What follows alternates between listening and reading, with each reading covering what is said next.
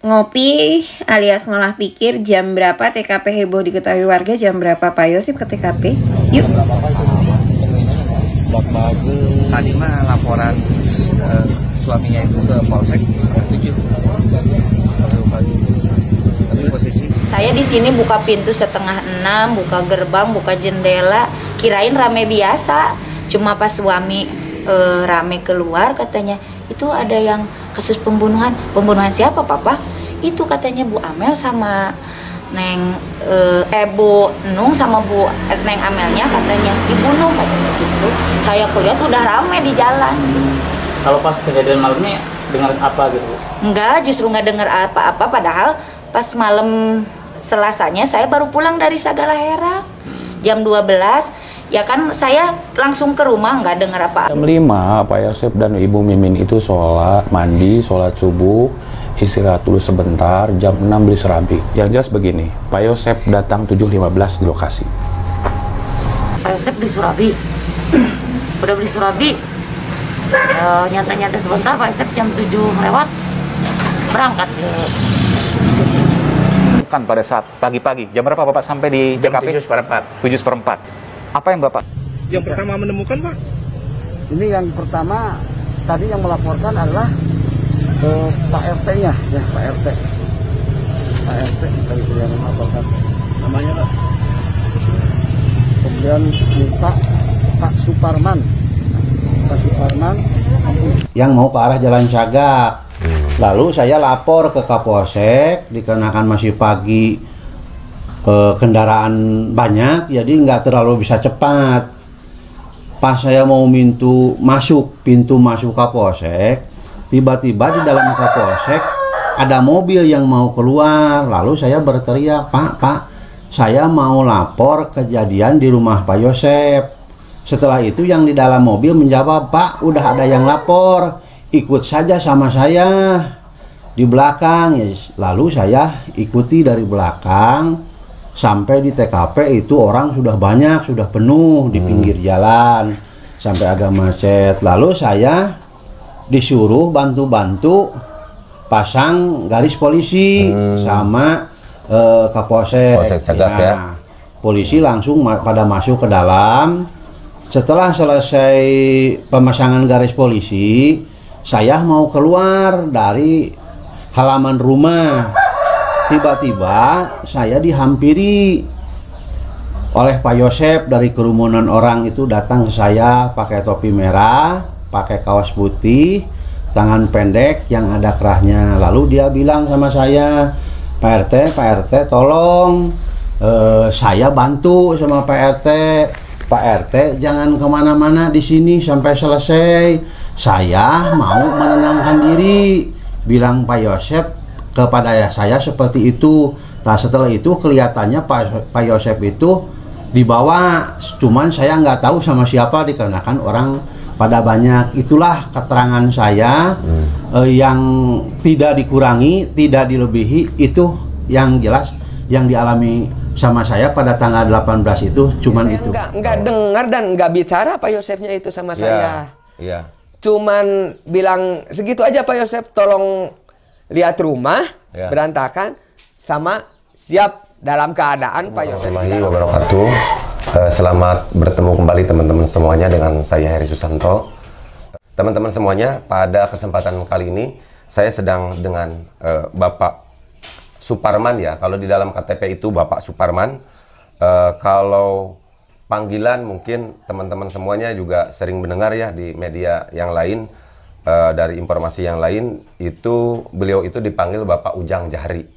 Nah ini juga sebenarnya adalah banyak ya di kolom komentar yang pengen saya untuk untuk berbicara dengan Pak Ujang Jahri menanyakan terkait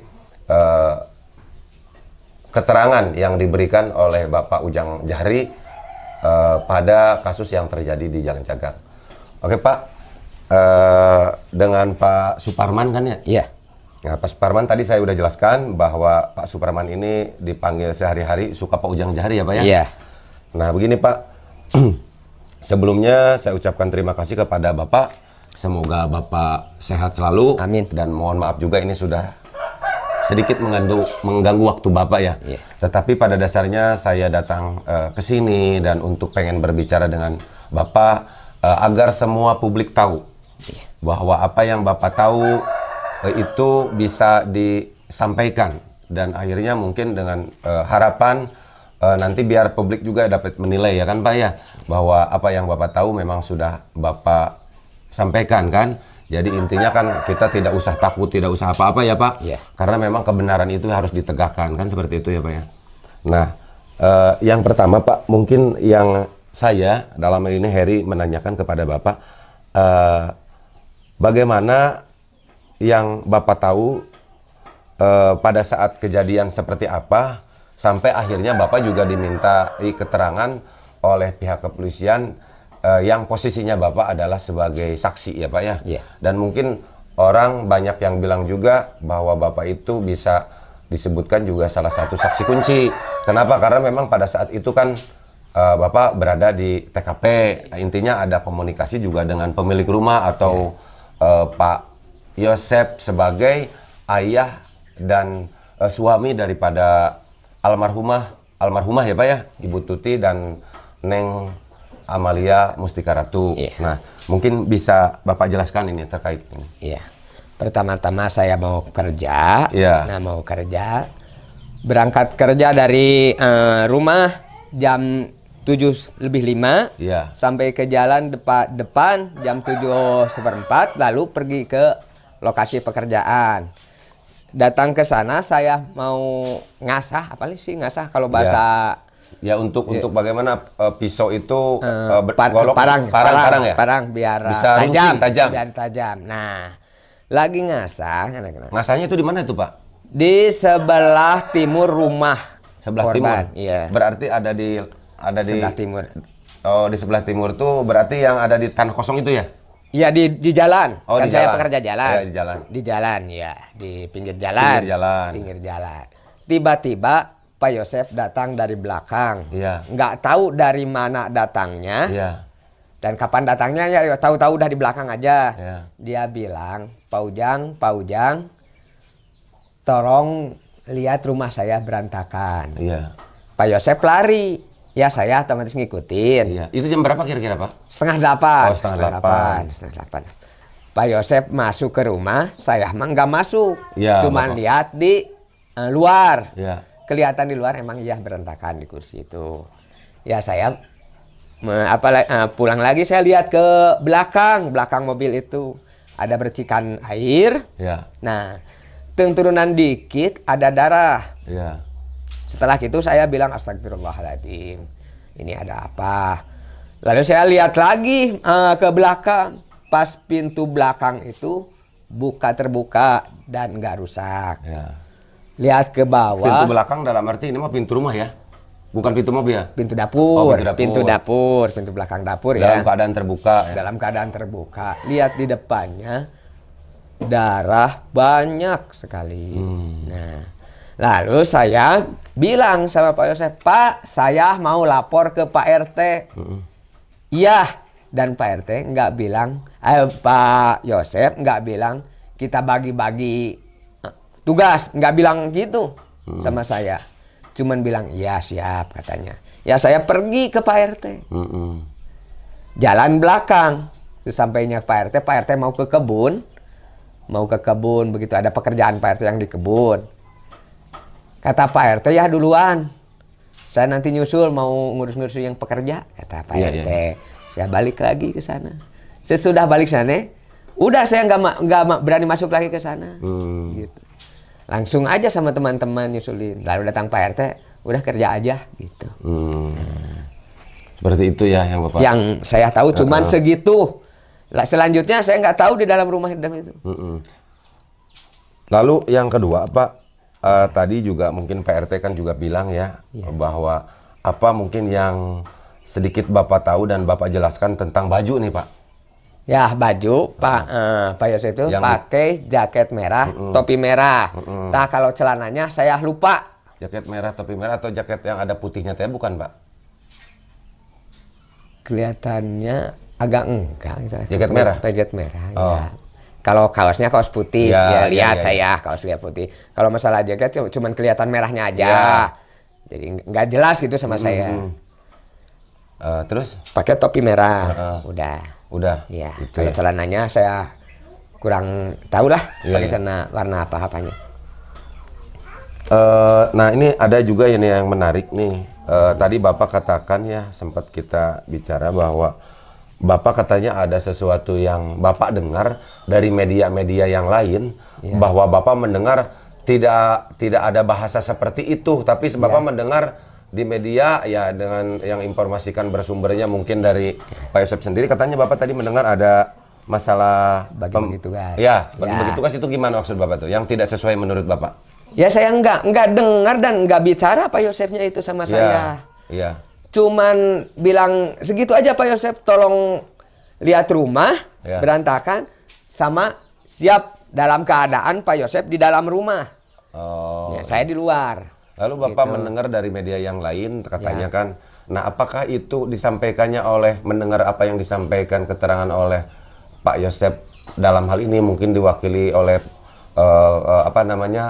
pengacaranya atau apa yang mendengar katanya tadi ada bagi-bagi tugas itu? Nggak tahu dah itu mah. Cuma saya Bapak sendiri yang Bapak kan katanya kata Bapak mendengar nih di media ada persoalan bagi-bagi tugas. Nah, itu mendengarnya dari apa? Dari media? Bukan, dari teman. Oh, dari teman. Saya malah nggak punya HP yang bagus kayak yang sekarang ya. Iya. Saya cuma dengar-dengar sama teman aja. Iya. Ada suara itu. Nah, saya agak nggak terima. Iya. Suara itu. Oh iya Pak Ujang ya.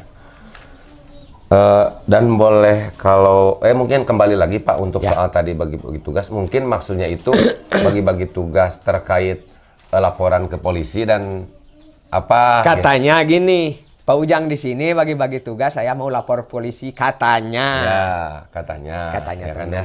Gitu. Oh iya. Jadi Bapak hanya mendengar tadi katanya yang di HP atau apa mungkin dari media ya gitu ya Pak, media. Maksudnya dari channel YouTube juga, mungkin ya Pak seperti itu ya? Iya. Oh iya. Nah, terus kalau ini sampai sekarang itu kemarin Bapak dipanggil oleh pihak kepolisian berapa kali, Pak? 6 kali sama yang kemarin di Bu Lilis dipanggil 6 kali ya? Iya.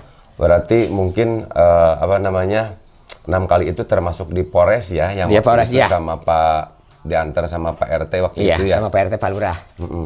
Jadi sampai saat ini tidak ada dimintai keterangan lagi dan tidak. Iya. Iya Pak.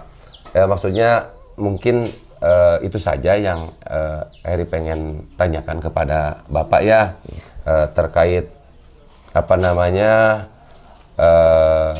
keterangan yang diberikan oleh Bapak yang posisinya pada saat itu sebagai saksi ya Pak ya. Karena memang mungkin pada saat itu Bapak memang benar ada di TKP itu tadi ya. Iya, benar. Cuman tiba-tiba Bapak lagi ngasah tuh tadi kembali nih. Bapak langsung ditegur aja, dipanggil dari belakang. Iya. Nggak tahu dari mana datangnya itu Pak Yosef, tahu-tahu dari belakang aja. Ya, dari belakang aja. Oh, berarti kalau boleh sedikit tahu nih Pak, biar gamblang juga. Kan ini jalan nih Pak ya? Iya. Jalan, ini rumah. Nah, ini Bapak di samping sebelah kanan berarti ya Pak? Sebelah kiri menghadap timur. Oh, berarti sebelah kiri itu di seberang jalan? Ya di jalan. Enggak, maksudnya ini jalan kan? Ya. Di jalan. Ya di sininya. Oh, di sebelah sininya. Ya, di kiri. Menghadap sebelah timur. Menghadap sebelah timur. Makanya Bapak tidak tahu datang dari mana. Iya. Sedangkan kan konsentrasi saya bukan sama suara yang lain, suara ini aja ngasah. Ya, Bapak mah kan teman-teman nih semuanya nih. Jadi mungkin ini juga harus dipahami. Mungkin ya, saya yakin teman-teman juga melihat gestur Pak Ujang nih. Saya rasa Pak Ujang itu memberikan informasi kepada kita, menurut pendapat saya ini. Saya tidak tahu menurut pendapat teman-teman seperti apa, nanti teman-teman bisa berkomentar ya. Tetapi kalau secara pribadi saya melihat apa yang disampaikan oleh Pak Ujang ini sangat jujur teman-teman. Dengan gaya Pak Ujang yang bisa dikatakan mungkin kita itu termasuk saya juga sama ini. Sebenarnya kita dari kampung ya Pak ya? Iya. Nah mungkin menurut saya seperti itu. Dan yang saya pengen sampaikan kepada teman-teman tadi bahwa kan Pak Ujang ceritanya nih sedang kalau di kampung di sini ya, kita itu ngasah. Ngasah, kenapa itu ngasah parang? Nah kan teman-teman sampai bertanya itu sampai kenapa katanya yang ngasah atau bagaimana ya kan? Nah sebenarnya Pak Ujang ini bekerjanya di apa ya Pak? Bina Marga. Di Bina Marga. Bagian kebersihan, pemeliharaan jalan. Bagian pemeliharaan jalan. Jadi Pak Ujang ini kalau misalkan dia sedang bekerja karena memang mungkin saat itu juga berada di TKP, tidak jauh dari wilayah TKP karena beliau ini sedang bekerja, jadi sedang ngasah. Tujuannya adalah untuk bagaimana si parang ya Pak ya? Ya, parang itu bisa tajam sehingga untuk ngepris jalan itu bisa bersih ya Pak ya? Iya. Kan seperti itu. Jadi sekali lagi kepada teman-teman semuanya bahwa Pak Ujang pada saat itu ngasah parang itu adalah untuk apa? Membersihkan jalan. Karena memang sekali lagi pekerjaan Pak Ujangnya itu sehari-hari sebagai petugas kebersihan. Oke teman-teman. Terus mengingat fakta, ada kelanjutan kesaksian yang diwawancarai Kang Heri Susanto dengan Pak RT. Stay tune ya. Assalamualaikum warahmatullahi wabarakatuh. Masih dengan saya Heri Susanto. Pada kesempatan ini teman-teman semuanya, saya di sini dengan Pak Ujang, dengan siapa teh? Pak Suparman ya. Pak Suparman yang sering dipanggilan Pak Ujang Jahari itu tadi. Dan di sini juga ada Pak RT-nya yang mungkin pada saat itu juga Pak RT juga sempat dimintai keterangan terkait kasus yang terjadi di Jalan Cagak ini Pak RT ya. Nah, mungkin dalam hal ini karena sebenarnya saya juga secara pribadi kan ya belum sempat nanya seperti ini kepada Pak RT ya, baru kita sepintas-pintas saja. Nah, sebelum saya menanyakan harapan Pak RT, mungkin ada hal yang dijelaskan oleh Pak RT dulu nih terkait apa yang Pak RT pengen sampaikan aja sesuai dengan yang Pak RT tahu yang pertama ya. Yang keduanya saya nanti pengen menanyakan kepada Pak RT karena memang ada beberapa warga Pak RT ya, yang mungkin pada saat di TKP ada sehingga termasuk Pak Ujang mungkin warga Pak RT ya. Nah dia itu kan dimintai keterangannya juga oleh pihak kepolisian, bisa disebutkan salah satu saksi kunci karena waktu itu ada di TKP.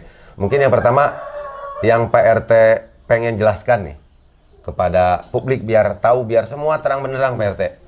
Mungkin untuk Bismillahirrahmanirrahim. Assalamualaikum warahmatullahi wabarakatuh. Waalaikumsalam warahmatullahi wabarakatuh. Pertama-tama saya akan jelaskan kronologis pada tanggal 18 Agustus. Waktu itu seperti biasa saya dari rumah berangkat ke kebun sama pekerja sekitar 6:30. Lama bekerja, perkiraan saya sekitar 1 jam di kebun. Tiba-tiba saya mendengar orang berteriak di jalan. Lalu saya keluar ke jalan. Setelah keluar ke jalan, ternyata yang berteriak memanggil saya itu adalah Pak Suparman atau suka dipanggil Pak Ujang Jahri, warga saya. Dia berkata kepada saya, Pak RT, cepat tuh di rumah Pak Yosep banyak darah. Itu yang dia katakan kepada saya dengan teriakan cukup agak keras soalnya sambil bising kendaraan pasir. Setelah itu Pak Ujang sama warga berangkat lewat jalan. Kalau saya sempat bilang sama Pak Ujang saya mau lewat belakang, lewat kebun. Setelah itu saya lari lewat kebun dikarenakan masih banyak embun, jadi jalan agak sulit, leur lah gitu, licin.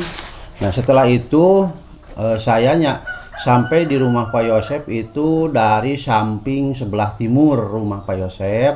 Kelihatan di depan juga sudah ada orang. Pertama yang saya lihat itu di depan pintu samping sebelah timur Pak Yosep itu memang ada darah cukup banyak di depan pintu di lantai keramik. Setelah saya perhatikan sebentar, ada arah seperti gusuran atau tarikan benda apa itu mengarah ke garasi dan ada bersak darah sedikit-sedikit waktu itu. Lalu sambil saya bilang astagfirullahaladzim, saya lalu berlari ke depan karena di samping itu terhalang sama gerasi, ke samping gerasi, lari ke depan. Di depan Pak Ujang sudah ada di pinggir jalan. Lalu saya masuk ke halaman, kebetulan di halaman juga ada 2 warga saya, yaitu Pak Gogo sama Pak Dadar. Nah waktu itu saya tengok-tengok ke bawah mobil. Jarak saya ke mobil kurang lebih sekitar 2 meter. Nengok di bawah, kelihatan di belakang mobil Alphard hitam itu ada genangan air dan bercampur darah kelihatan sepintas dari depan. Nah setelah itu tiba-tiba saya ditepuk sama warga saya Pak Dadar. Pak RT, coba tuh lihat di dalam mobil ada kaki. Lalu saya melihat, ya jelas di belakang jok, di samping kanan, di atas yang ada hordengnya itu kelihatan kaki. Nggak tahu itu kaki siapa, cuman kelihatannya itu kaki sudah agak kaku. Kelihatannya nggak bergerak. Setelah itu, lalu anak-anak suruh mundur ke bawah. Kata saya mundur ke bawah, jangan ada yang berani naik lagi ngedeketin. Iya. Lalu udah curiga Bapak juga ya? Coba saya juga curiga. Memang di situ orang sudah banyak, motor sudah yang berhenti juga. Lalu saya langsung mencegat warga saya yang mau ke arah Jalan Cagak. Lalu saya lapor ke Kapolsek, dikarenakan masih pagi, kendaraan banyak, jadi nggak terlalu bisa cepat. Pas saya mau pintu masuk Kapolsek, tiba-tiba di dalam Kapolsek ada mobil yang mau keluar. Lalu saya berteriak, Pak, saya mau lapor kejadian di rumah Pak Yosep. Setelah itu yang di dalam mobil menjawab, Pak, udah ada yang lapor, ikut saja sama saya di belakang. Lalu saya ikuti dari belakang. Sampai di TKP itu orang sudah banyak, sudah penuh di pinggir jalan, sampai agak macet. Lalu saya disuruh bantu-bantu pasang garis polisi sama Kapolsek. Polsek Cagak ya. Polisi langsung pada masuk ke dalam. Setelah selesai pemasangan garis polisi, saya mau keluar dari halaman rumah. Tiba-tiba saya dihampiri oleh Pak Yosep. Dari kerumunan orang itu datang ke saya pakai topi merah, pakai kaos putih, tangan pendek yang ada kerahnya. Lalu dia bilang sama saya, Pak RT, tolong saya bantu sama Pak RT. Pak RT jangan kemana-mana di sini sampai selesai. Saya mau menenangkan diri, bilang Pak Yosep kepada saya seperti itu. Nah setelah itu kelihatannya Pak Yosep itu dibawa, cuman saya nggak tahu sama siapa dikarenakan orang pada banyak. Itulah keterangan saya yang tidak dikurangi, tidak dilebihi. Itu yang jelas yang dialami sama saya pada tanggal 18 itu, cuman itu. Oh iya.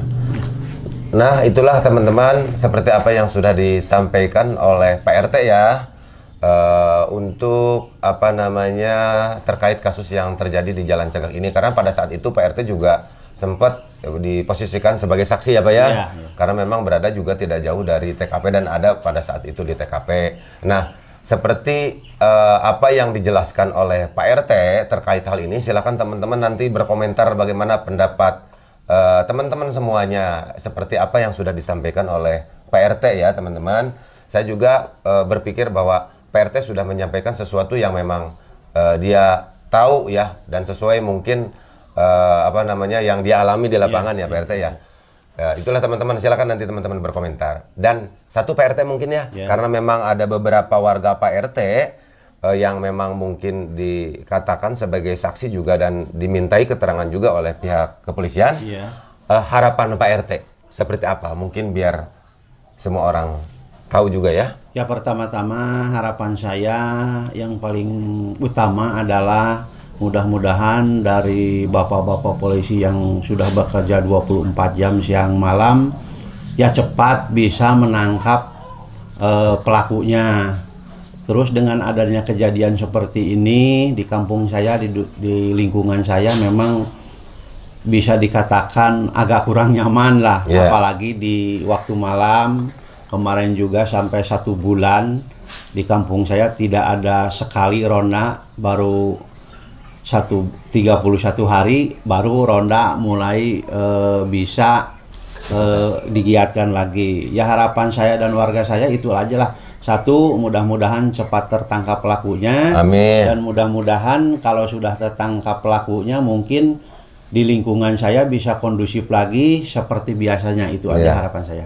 Dan mungkin Pak RT ya, sebelum selesai nih, kita semuanya dan kita ajak seluruh lapisan masyarakat Indonesia dimanapun berada ya, baik yang berada di dalam negeri maupun di luar negeri, kita semuanya tidak berhenti berdoa ya. Kita ajak semuanya teman-teman, karena saya berpikir bahwa kalau segala sesuatu itu dilakukan dengan niat yang tulus, ya kan ya, dan hakul yakin, mudah-mudahan kasus ini cepat selesai, dalam arti pelaku segera meringkus pelakunya ya, Pak RT ya.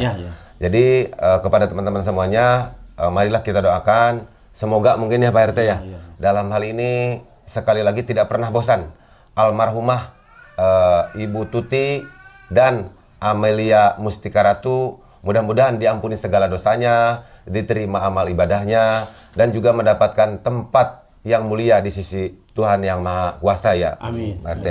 Dan juga sekali lagi kita doakan, semoga Kepolisian Negara Republik Indonesia yang kita cintai, mudah-mudahan diberikan kemudahan, diberikan kelancaran, diberikan petunjuk untuk bagaimana segera menangkap pelaku kasus yang terjadi di Jalan Cagak ini. Amin. Demikian dari saya, wabillahi taufiq wal hidayah, wal inayah wal barokah. Wassalamualaikum warahmatullahi wabarakatuh. Semangat.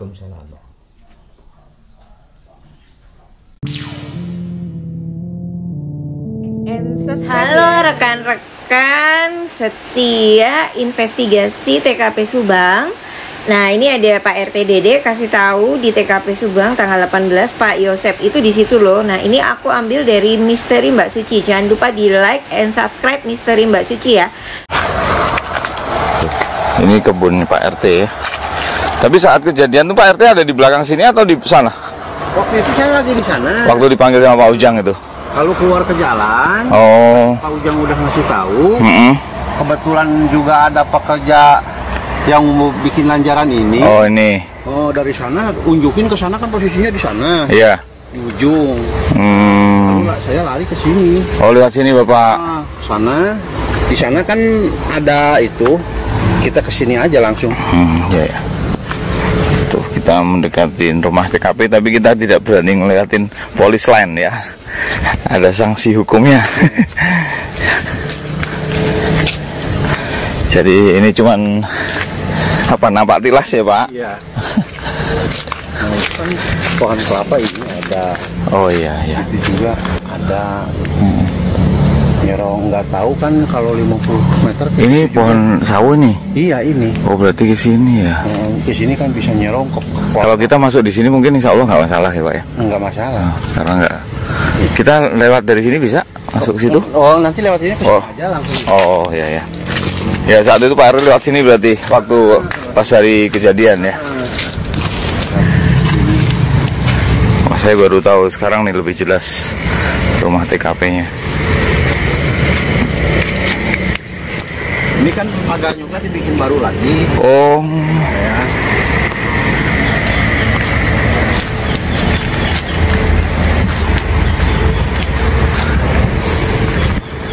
Oh iya ya. Tuh.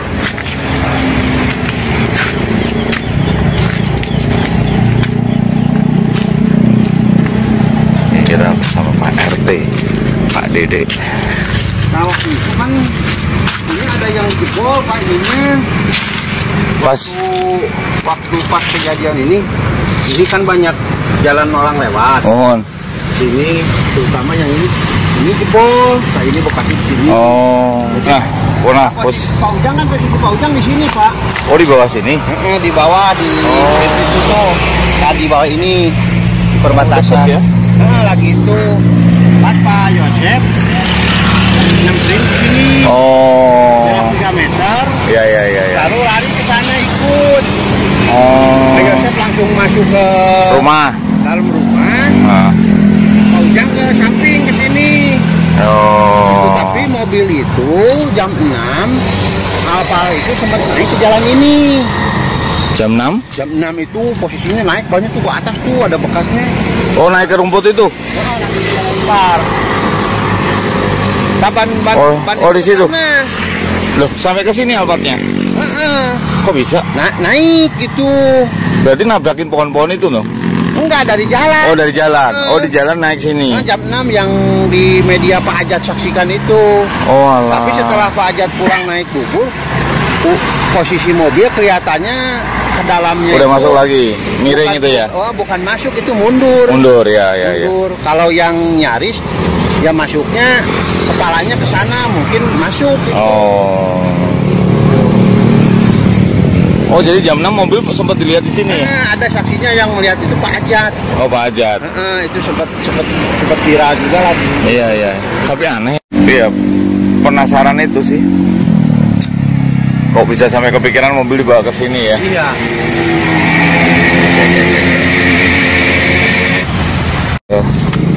Pak RT lagi.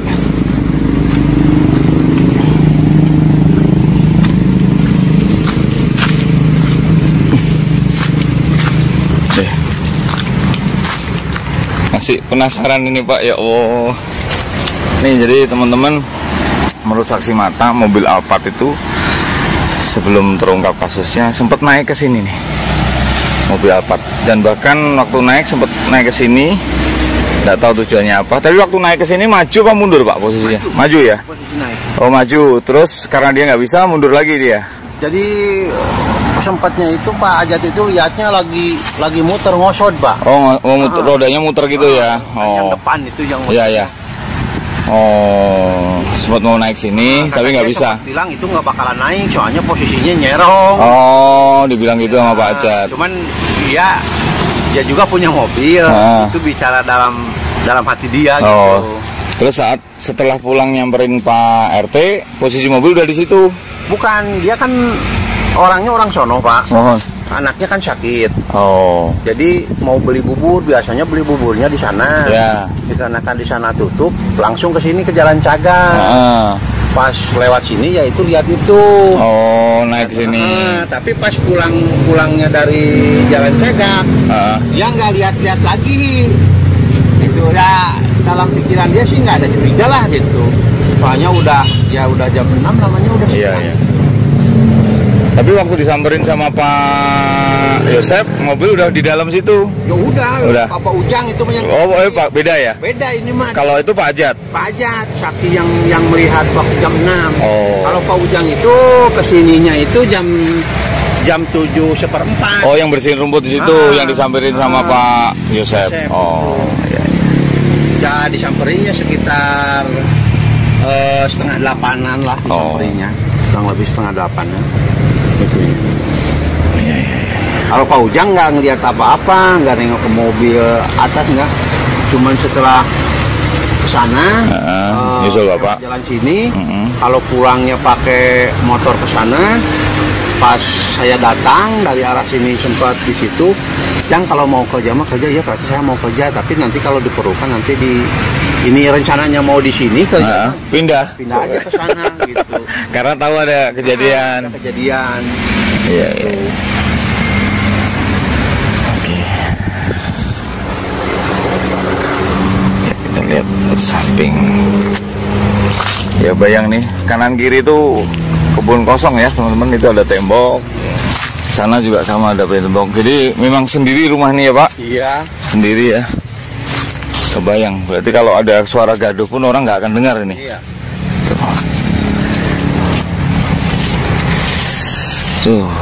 Tuh polis lainnya masih. Jadi kita nggak berani mendekat teman-teman. Takut salah melanggar hukum kalau lewatin polis lain. Ini terima kasih Pak RT sudah diajak ke sini. Saya lihat-lihat nih posisi belakang. Kita coba lanjut lihat lokasi lain ya Pak.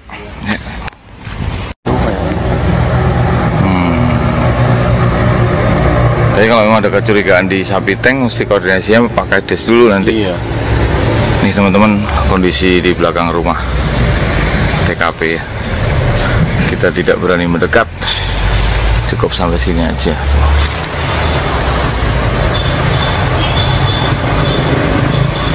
Sambil melihat-lihat kondisi di belakang. Siapa tahu barang bukti ada yang dibuang di belakang. Ternyata belum menemukan kita. Dengan berbagai upaya. Tapi semalam kita nyoba di sini ternyata dibuat linglung semua nih. rombongan warga. Jadi pusing loh Pak semalam, bener? Iya. Iya. Saya rasa pusing. Iya. Apalagi saya waktu ke sana tuh. Yang dekat. Dekat pisang. Ada seperti yang di sini. Iya, dibuat. Kan nggak berani bilang, tapi iya. Ya ini. Nah, sempat dengar ada yang jatuh, saya bilang nangkap. Nah Pak, semalam tuh, ini ada fenomena lucu tuh. Semalam ada yang jatuh ya. Yang Bapak bilang, itu mau nangka jatuh. Iya. Tapi ternyata di situ nggak ada nangka. Ada, tapi masih muda, nggak bakalan jatuh Pak. Nggak bakal jatuh ya. Ya Allah, semalam tuh ada fenomena teman-teman.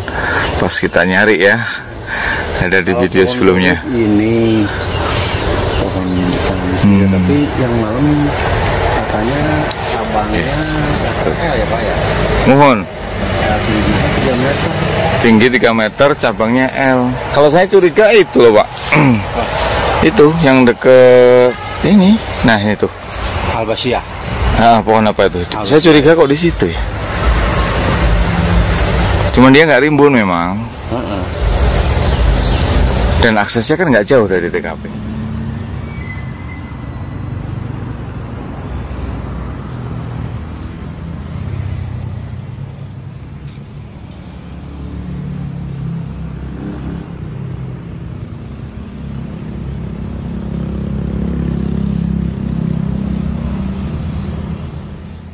Rest in love, Mama Nungtuti dan Teh Amel. Ya, inilah kenangan-kenangan dengan Teh Amel. Kenangan-kenangan bacaan Rara Cahaya Tarot Indigo. Nah, ini ada ramalan aku ya.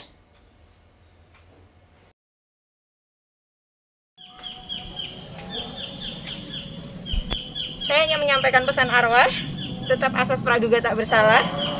Tapi di sini simbolnya adalah cinta. Ini adalah simbol pernikahan. Kalau bahasanya adalah cincin.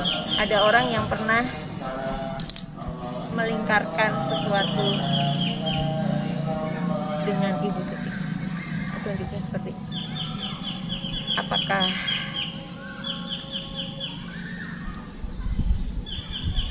saya harus hati-hati ya? Terserah kalian mau upload atau tidak. Intinya di sini adalah Jasmine. Kalau ditanya apakah masih keluarga, apakah Bu Tuti tahu mengenal sosok itu, jawabannya adalah mengenal. Dan di sini simbolnya adalah ini. Tadi kita semua di sini tidak ada settingan, tidak ada saya harus pilih kartu. Yoris buka Yayasan Bina Prestasi Nasional Ramalan Rara Cahaya Tarot Indigo live streaming 14/12/2021 gitu. Yayasan akan dipegang Yayasan Bina Prestasi Nasional. Apakah selanjutnya akan dipegang oleh Bapak Yosep? Jawabannya adalah di sini tidak. Yayasan Bina Prestasi Nasional tidak akan dihandle oleh Pak Yosep. Apakah akan kembali dihandle oleh Yoris?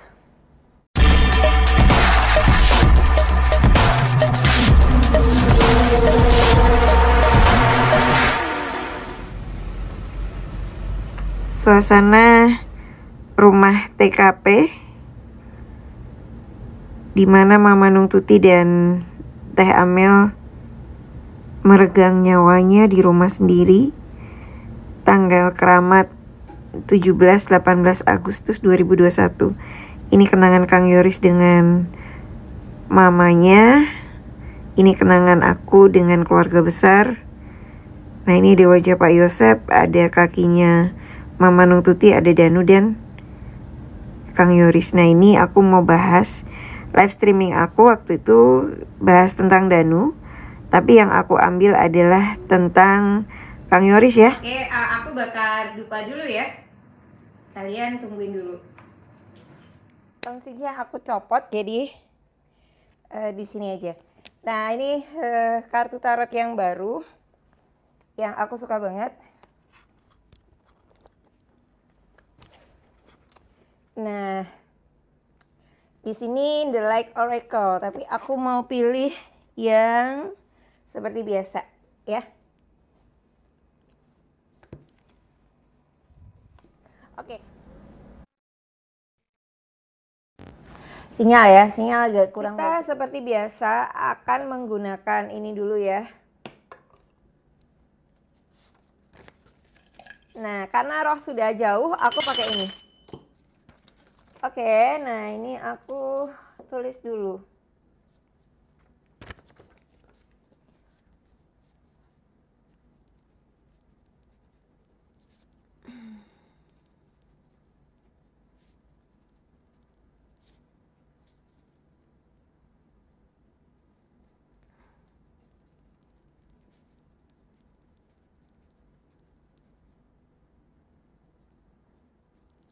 Nih ya, kedua korban. Amelia Mustika Ratu dan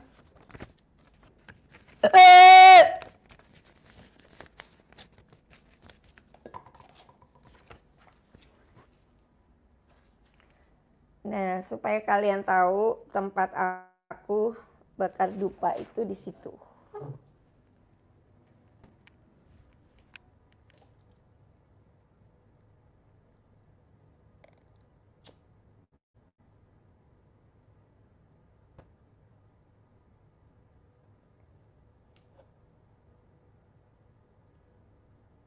Oke, nah ini view-nya cantik banget, GBK.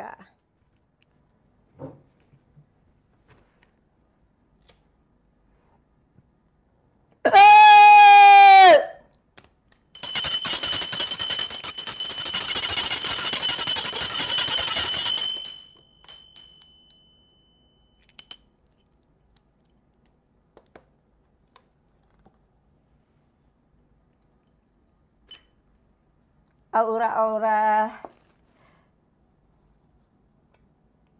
The Tower, The Devil. Terasa ya? Kalian bisa ngerasain gak sih? Kalau aura The Devil dan The Tower itu penghancur harmonisasi. Sebenarnya aku sangat mendukung yang namanya poligami ya, karena ada beberapa temanku juga yang menjadi istri kedua. Tetapi mereka secara resmi menikah. Jadi temanku yang muslim, ada yang menjadi istri kedua itu, mereka itu bisa menyayangi istri pertama. Dan istri pertama menyayangi istri kedua, anak-anak istri kedua juga menyayangi. Tetapi ini kan ada kasus pembunuhan di mana seorang korbannya adalah Ibu Tuti Suhartini yang sudah menikah 30 tahun lebih ya. Bisa 34 atau 35 tahun.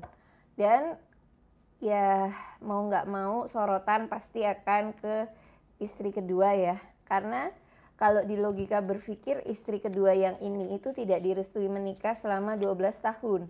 Nah itu, saya tidak memberikan ujaran kebencian, saya hanya memberikan fakta dan nyata di lapangan ya. Saya juga bersyukur dengan adanya Danu yang memberikan fakta tentang cap dan stempel. Jadi aku sempat membacakan tarot kalau ada cap dan stempel yang harus diambil oleh Amel. Jadi Mama Nung Tuti itu awalnya itu berniat untuk diambil, diculik ya, direncanakan untuk dibawa ke satu lokasi karena harus menandatangani sesuatu. Nah, Amel diminta untuk mencari stempel ya, dan memang rencananya Amel itu tidak diapa-apakan karena memang mereka tidak merencanakan untuk melakukan pembunuhan. Jadi intinya dengan kedatangan Danu kemarin ke Mapolda Jabar itu ada progres baik, bukan hanya datang kosong, karena di situ Danu menjawab beberapa pertanyaan ya, sampai hampir 100 lah. Nah, itu ada penemuan ucapan dia tentang stempel dan juga berkas-berkas berceceran di TKP. Nah,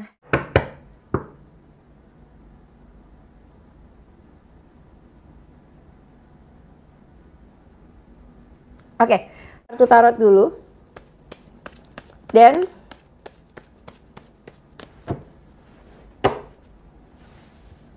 kita akan bermain singing bowl.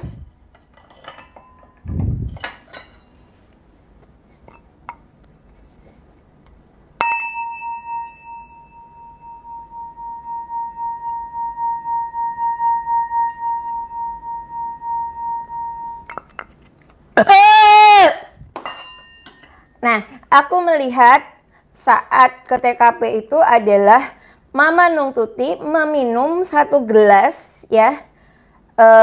Itu kayak semacam ada air di situ. Apakah gelas yang biasa diminum Mama Nung Tuti itu ada semacam obat tidur atau obat biusnya sehingga Mama Nung Tuti terlelap tidur? Jawabannya di sini kartunya positif. Iya, Ibu Tuti Suhartini sebelum meninggal itu terbius. Itu nanti dicek kembali. Dan satu ramalan saya sudah terbukti, yaitu Kapolda Jabar datang ke Subang. Walaupun tidak dibilang secara khusus, tetapi pasti sudah ada teguran untuk AKBP Sumarni supaya memecut supaya bekerjanya lebih jawaban yang nggak bisa dimanipulasi. Ini nggak bisa dimanipulasi dong, karena di sini adalah live streaming. Jadi arti-artinya pun kalian bisa mempelajari semua ya. Apakah akan ada yang dipidana mati? Nah itu nanti ya.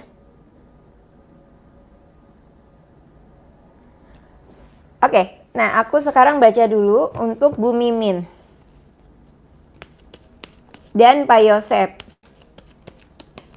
Ups, ada 2 kartu jatuh. Nah, ini ada kartu Wheel of Fortune yang terbalik ya. Dan di sini ada Queen of Pentacles. Jadi di sini keduanya sudah walaupun bilang tidak punya uang, tetapi keluarganya habis uang juga. Jadi aku sempet ngasih uang ke Danu dan Kang Yoris. Saat pertama kali ketemu Danu aku udah ngasih 500.000. Itu di tempatnya Pak Kades karena aku kasihan. Dia bilang dia diintrogasi itu berhari-hari diajak jalan ke sana kemari, tidak pegang uang. Dan waktu itu dia sempat bawa nasi padang di tempat Pak Kades karena dia sempat bilang kelaparan karena waktu itu sudah siang banget.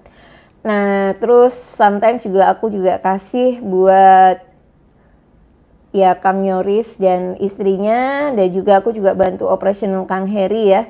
Nah, di sini keluarganya Bu Mimin dan Pak Yosep diakui oleh Pak Kades Indra Zainal itu memberikan banyak uang ke saksi ya, tapi di sini adalah kemalangan Wheel of Fortune yang terbalik ya. Oke. Apakah 2 saksi yang aku sebutkan tadi itu sudah kehilangan banyak uang baik untuk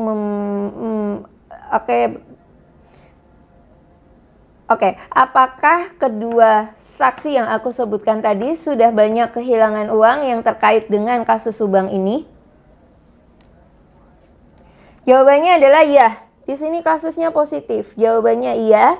Dan ini adalah kartunya terbalik. Jadi, walaupun katanya Pak Yosep itu tidak pegang uang, minta Amel untuk beli bensin aja, tetapi di sini kan kita tidak tahu ya, namanya Bu Mimin kan juga masih punya rumah, sertifikat rumah segala macam, dan kita juga tidak tahu aset-aset dari Pak Yosep karena kan kabarnya rumah TKP itu kan awalnya mau disertifikat atas nama Bu Tuti, tapi kita tidak tahu sertifikat yang diperebutkan itu sudah diatasnamakan Bu Tuti atau belum, karena waktu itu kan aku sempat membaca ada selembar surat ya, kalau kalian review lagi. Nah, selembar surat itu berhubungan dengan sertifikat. Nah, jadi ini masih ada hubungannya dengan bacaan tarot aku, ada korelasinya selembar surat. Nah, itu harus dicek kembali tuh, mana ya ini selembar suratnya. Jadi peran dari Pak Yosep itu adalah seseorang yang pernah memberikan cincin ke Bu Tuti dan belum tentu memberikan cincin ke Bu Mimin, tetapi di sini simbolnya adalah ketika kita membaca Akashic Record keduanya itu sudah kehilangan uang ya. Nah, yang mau menuntut silakan. Apabila ada yang protes, Mbak Rara kok galak banget, karena di sini kan live streaming. Aku kepingin kepolisian Subang itu memperbaiki diri, oke? Nah, intinya tuh, apakah perutnya Pak Yosep itu kok dipegangin terus? Karena ada bahasa, ada rintihan dari korban dan sempat ada kayak ngegaruk.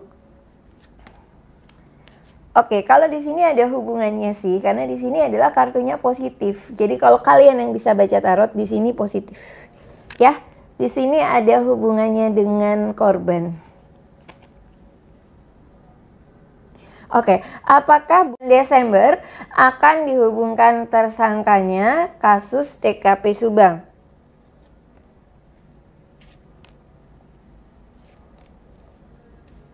Kalau di sini kartunya masih terbalik ya. Kalau di sini sekarang ini masih ada progres untuk pencocokan saksi dan TKP. Hanya belum apakah diumumkan? Jawabannya adalah di sini belum. Nanti sekitar awal Januari baru diumumkan. Karena aku sempat baca kan nasib Pak Yosep 2 bulan ke depan, nasib Danu 2 bulan ke depan, dan juga nasib Kang Yoris 2 bulan ke depan. Itu di bulan November ya. Salam cahaya kasih alam semesta dari aku, Rara Istiati Wulandari. Karena tadi maaf, prolognya itu panjang banget.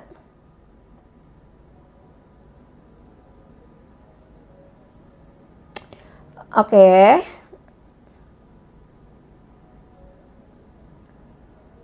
Charles Sihombing, Mbak, saya pengen tahu dari awal kejadian mengenai pakaian dikenakan saya kejadian atau minimal sehari sebelum korban ditemukan yang tidak pernah terdengar beritanya.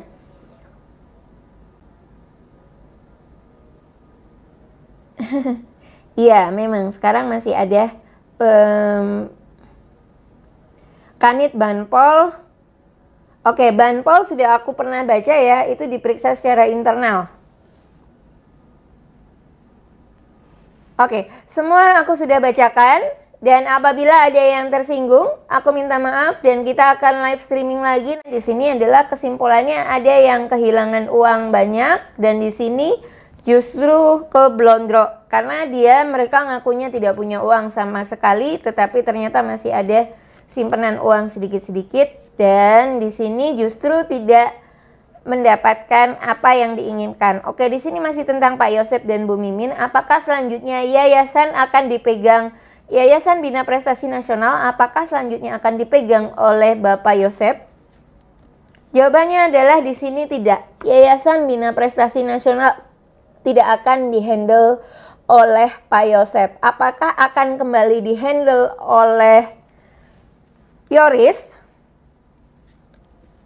Jawabannya di sini yes. Di sini di Emperor akan kembali dihandle Yayasan Bina Prestasi Nasional, akan dihandle oleh Yoris karena di sini sosoknya adalah di Emperor dan di sini sosoknya adalah ada pria. Nah, kalau Yoris ini agak tegas ya. Jadi nanti akan ada pembaharuan kalau ada bahasa money laundering segala macam tidak akan mau. Nah, apakah Danu akan masuk kembali ke Yayasan Bina Prestasi Nasional?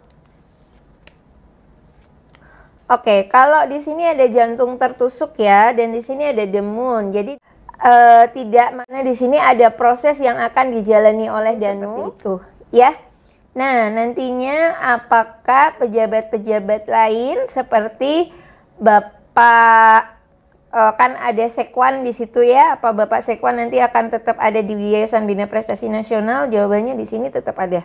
Oke, salam cahaya kasih alam semesta dari aku, Rara Istiati Wulandari. Dah.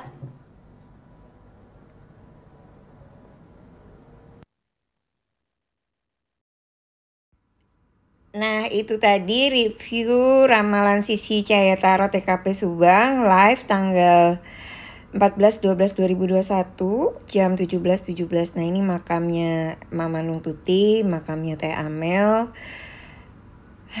Rasanya terus simpati buat kedua korban. Nah, ini aku saat di TKP. Nah, itu ada pejati yang aku taruh.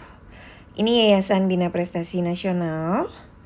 Nah ini chat aku sesudah live streaming, aku kasih tahu ke Teh Yanti kalau Kang Yoris itu akan kembali handle Yayasan Bina Prestasi Nasional. Nah ini chat aku dengan Kang Yoris, jadi awalnya dia itu belum yakin bisa menghandle Yayasan Bina Prestasi Nasional, dan aku tanya-tanya dengan serius gimana kepala sekolahnya, sampai akhirnya aku nelpon dan aku bilang kalau Kang Yoris itu akan handle kembali Yayasan Bina Prestasi Nasional karena kasihan murid-muridnya, dan ternyata atas izin Allah Tuhan Yang Maha Kuasa beneran gitu. Yuk jangan lupa like and subscribe Yoris and Family ya.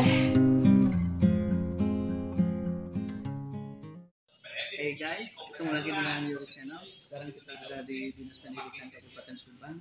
Kita sedang mengaktifkan akun-akun yang ada di sekolah ya. Terus tontonin channel Yoris and Family ya.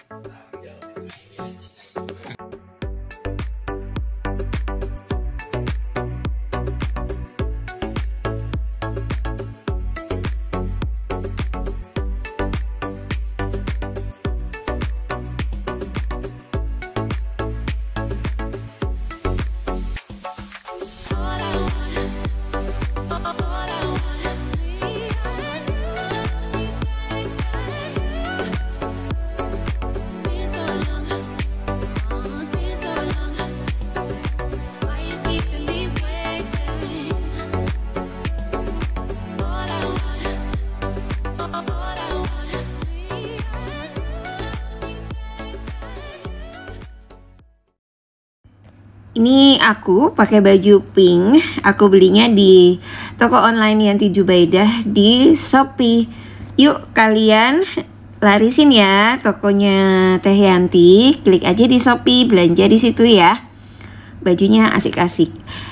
Nah, ini tadi ya review live streaming aku tanggal 14/12/2021. Nah, ini ada postingan tentang aku menerawang Amel. Jadi ya waktu itu bagian mulut, tengkorak, kepala itu retak. Ya jangan lupa like and subscribe. Terima kasih channel YouTube Rara Cahaya Tarot Indigo. Sampai jumpa ya. Ini ramalan di dunia politik. Di antara yang ngeramal Mas Gibran, ngeramal calon panglima terbukti Pak Andika Perkasa. Kemudian ngeramal dunia olahraga Gracia Poli 1 jam sebelum pertandingan. Aku udah baca. Dan ini saat Rara komunikasi dengan arwah Kapten Ahwan membantu Basarnas. Dan atas izin Allah Tuhan Yang Maha Kuasa, seorang indigo seperti Rara ini berdoa dengan tekun menjadi pawang hujan dan tim peramal dan komunikasi lintas agama, lintas dimensi dengan Kapten Ahwan menjadi kunci sukses evakuasi Basarnas bersama TNI dan relawan lainnya berhasil.